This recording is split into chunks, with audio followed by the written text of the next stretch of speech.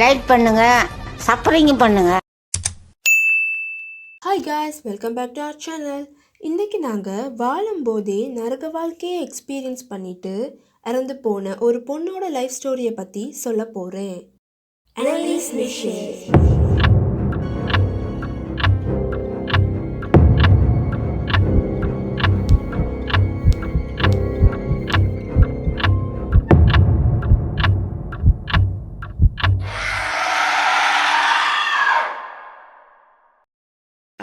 1952 ஜெர்மனியில் கிளிங்பர்க்னு ஒரு ஊரில் ரிலீஜியஸான ஃபேமிலியில் பிறக்கிறாங்க. ரொம்ப சின்ன வயசுல இருந்தே கேத்தலிக் ரிலிஜன் மேலே ரொம்ப ஆர்வமாக இருக்க இந்த குழந்தை மற்ற குழந்தைங்களை விட கொஞ்சம் வித்தியாசமாக தான் இருக்கிறா. ஏன்னா நார்மலான குழந்தைங்க எப்போவுமே அவங்களுக்கு பிடிச்ச டாய்ஸ் ஒரு பொம்மையை கையில் வச்சுட்டு இருக்கிறதோ இல்லைன்னா வீட்டில் சேர்த்து வைக்கிறதோ அவங்களுக்கு வழக்கமாக இருக்கும். பட் அனலிஸ் மிஷேல் வீடு ஃபுல்லாக ஜீசஸ் ஃபோட்டோஸையும் மேரி மாதாவோட ஃபோட்டோஸையும் வச்சுருப்பா. வெளியில் போகும்போதெல்லாம் சிலுவையும் பைபிளையும் கட்டாயமாக எடுத்துகிட்டு போவா. மறக்காமல் சர்ச்சில் நடக்கிற மாஸில் கிழமையில 2 தடவை அட்டன் பண்ணிடுவா. அந்த சின்ன வயசுலேயே அவள் ரிலிஜன் மேலே ரொம்ப ஆர்வமாக இருந்திருக்கா. இவ இப்படி இருந்தாலும் நெய்பர்ஸாலையும் சொசைட்டியாலையும் ஒதுக்கப்பட்ட ஒரு ஸ்டேட்டஸில் தான் இவளோட ஃபேமிலியும் வாழ்கிறாங்க. ஏன்னா அனலிஸோட அம்மா மேரேஜ் ஆகுறதுக்கு முன்னாடியே ப்ரெக்னென்ட் ஆகி ஒரு குழந்தை பிறக்குது.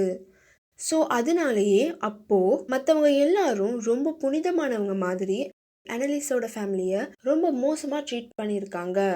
அனலிஸோட 16 வயசில் அவளுக்கு ஃபர்ஸ்ட் சீஜர் வருது. சீஜர்னால் வேறு எதுவும் இல்லை, ஃபிட்.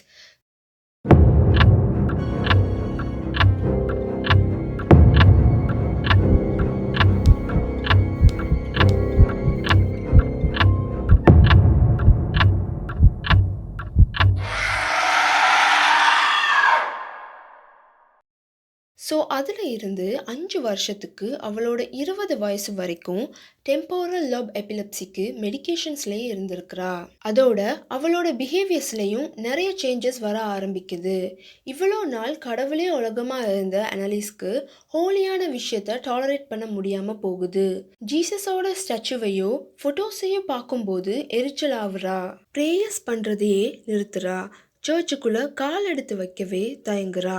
அப்படியே கொஞ்சம் கொஞ்சமாக அவளோட சிச்சுவேஷன்ஸ் ரொம்ப மோசமாகுது.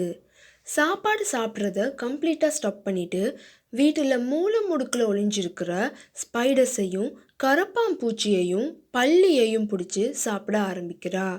கேட்கவே அருவருப்பான விஷயங்களை சாதாரணமாக செய்கிறா. தன்னோட ஓன் யூரினையே குடிக்கிறா.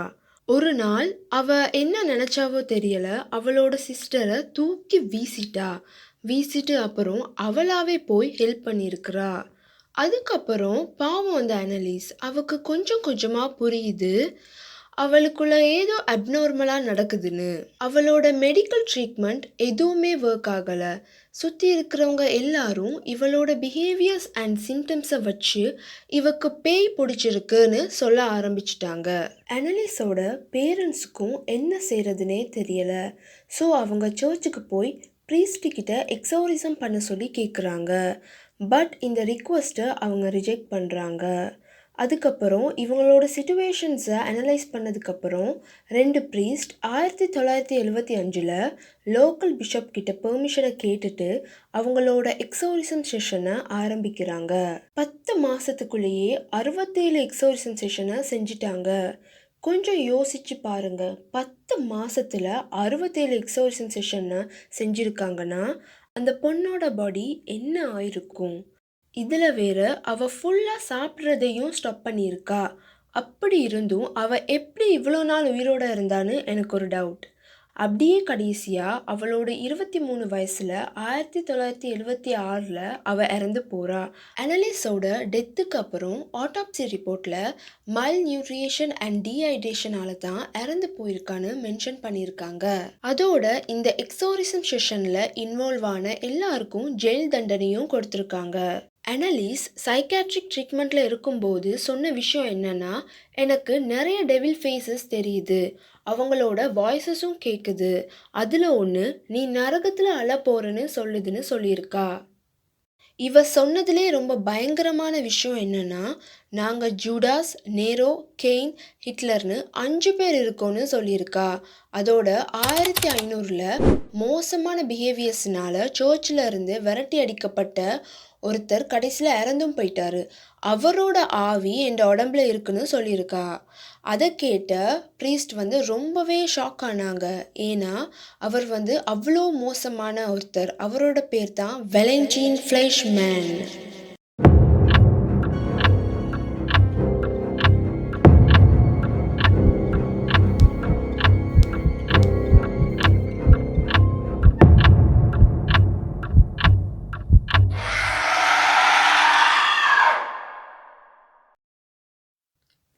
அனலிஸோட ஆடியோ டேப் யூடியூப்லேயே அவைலபிளாக தான் இருக்குது. உங்களுக்கு வேணும்னா நீங்கள் போய் கேட்கலாம்.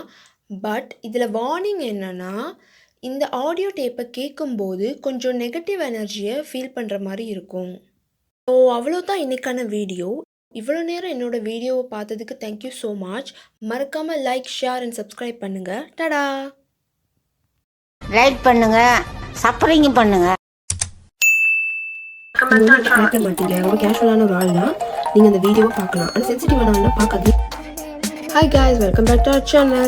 Hi guys, welcome back to our channel. Hi guys, welcome back to our channel. Hi guys, welcome back to our channel. உங்களுக்கு ஏதாச்சும் ஆச்சுன்னா அதுக்கு நான் பொறுப்பு இல்லை.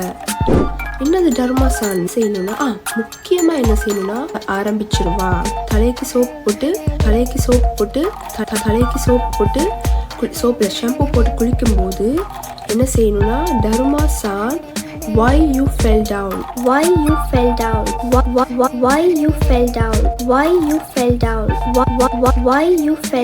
அப்படின்னு கேட்டுட்டே இருக்கணும். ஒன்றுக்கு 2 தடவை யோசிச்சுக்கோங்க. இருட்டாகிட்டு அதாவது லைட் எல்லாமே ஆஃப் பண்ணிட்டு நடுராத்திரி என்ன செய்யணும், தண்ணியை நிறச்சிட்டு குளிக்க போகணும். கேம் முடிஞ்சிருச்சா? அவ்வளோதானா? ஸ்டட்டரிங்னா என்னன்னா, ஸோ ஆனா வெண்டல் ஜான்சன் த மான்ஸ்டர் ஸ்டடி எக்ஸ்பெரிமெண்ட். அவங்க 2 பேருடையும் என்ன சொல்றது, தயங்கி பேச ஆரம்பிச்சுட்டாங்களாம். அதாவது ரொம்ப யோசிச்சு பயந்து பட் இப்படி செஞ்சிருக்க அப்படி செஞ்சிருக்குன்னு அவங்க அவமானப்படுத்தவே கூடாது. அவங்க அதவே நம்ப ஆரம்பிச்சிருவாங்க. அதாவது அந்த கனவுல ஸ்டக் ஆகி இருக்கிறா. ஃபெட்டல் ஃபெமிலியல் இன்சோம்னியா இப்படி இருக்க இந்த விஷயத்தினாலேயே அவங்க ஃபெட்டல் ஃபெமிலியல் இன்சோம்னியான்னு ஒரு நோயே வந்துருது. இது ஒரு ரேர் கண்டிஷன். இதனாலேயே அவருக்கு ஃபெட்டல் ஃபெமிலியல் இன்சோம்னியா, இதனாலேயே இவருக்கு ஃபெட்டல் ஃபெமிலியல் இன்சோம்னியா அப்படின்ற ஒரு நோயே வந்துருச்சு. இந்த என்ன பேருனா த தாம்சன் எக்ஸ்டென்ஷன்ஸ் அப்படின்னு அடிச்சாலே வந்துடும். போயிட்டு பார்த்தா வீட்டில் யாருமே இல்லை. அந்த பயங்கரமான ரொம்ப மோசமான கனவுலாம் வர ஆரம்பிக்குது. அதுக்கப்புறம் இப்படி பேசுறேன்.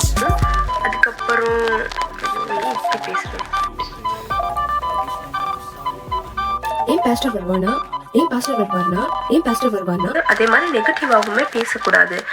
ஷேர், கமெண்ட், லைக் அண்ட் சப்ஸ்கிரைபும் பண்ணிடுங்க.